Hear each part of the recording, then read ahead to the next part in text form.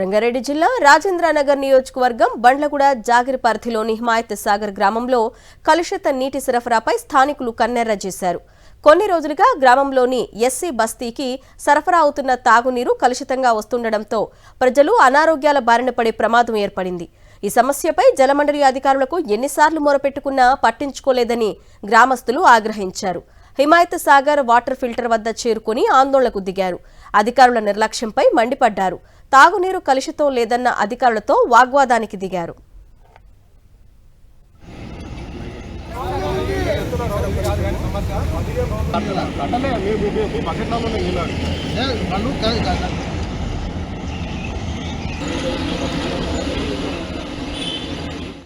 ఇక్కడ నిర్మించినటువంటి water filter ద్వారా మాకు చెరువు నీళ్ళు రా వాటర్ సప్లై చేస్తుంది వితౌట్ ప్యూరిఫై. ఈ నీళ్లు మేము తాగి మరి అనారోగ్యాల పాలు కావాలా మరి ఏం కావాలనేది అధికారులు దృష్టికి మీరు తీసుకుపోవాలి. చాలా రోజుల నుంచి ఇవే వాటర్ సప్లై అవుతున్నాయి. మాకు చిన్నపిల్లలు ఉన్నారు ఇంట్లో, ఈ నీళ్ళు తాగితే వాళ్ళ ఆరోగ్యాలు ఏం కావాలి. తక్షణమే అధికారులు స్పందించి మా సమస్యకు పరిష్కారం చూపించాలని మేము మీడియా ద్వారా మేము వారికి రిక్వెస్ట్ చేస్తున్నాం.